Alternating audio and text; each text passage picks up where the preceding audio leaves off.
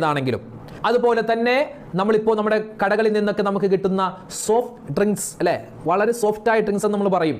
നല്ല പെപ്സിയും കൊക്കക്കോളയും അതുപോലെ സെവനപ്പും സ്പ്രൈറ്റും സ്പ്രിൻറ്റും ഇതൊക്കെ ഈ പറയുന്ന എനിക്കും കേൾക്കുന്ന നിങ്ങൾക്ക് എല്ലാവർക്കും കുടിക്കാൻ ഇഷ്ടമാണ്. ചെറിയ കുട്ടികൾ മുതൽ വലിയ ഉമ്മമാർ വരെ കുടിക്കാൻ വളരെ ആഗ്രഹിക്കുന്നതാണ് ഈ തണുത്ത ചൂടുള്ള സമയത്ത് ഈ തണുത്ത സ്പ്രൈറ്റും സ്പ്രിൻറ്റും ഒക്കെ കിട്ടിയാൽ അല്ലേ, സെവനപ്പൊക്കെ കിട്ടിയാൽ.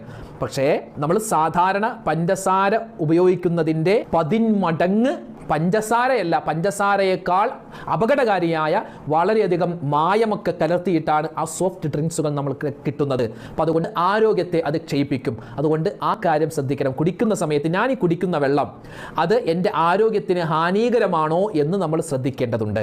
കള്ള് പിന്നെ കുടിക്കാൻ പാടില്ല അല്ലേ, മദ്യം കുടിക്കാൻ പാടില്ല. മറ്റ് നമ്മൾ കുടിക്കുന്ന പാനീയങ്ങൾ ആരോഗ്യത്തിന് ഹാനികരമാണോ എന്ന് ചിന്തിക്കണം. അത് 3-ാമത്തെ സുന്നത്ത്. 4-ാമത്തെ സുന്നത്ത് ബിസ്മി പറയുക. 5-ാമത്തെ സുന്നത്ത് സാവകാശം കുടിക്കുക. നിങ്ങൾ ഒട്ടകം വെള്ളം കുടിക്കുന്നത് പോലെ വെള്ളം കുടിക്കരുത്. മുത്തായി റസൂൽ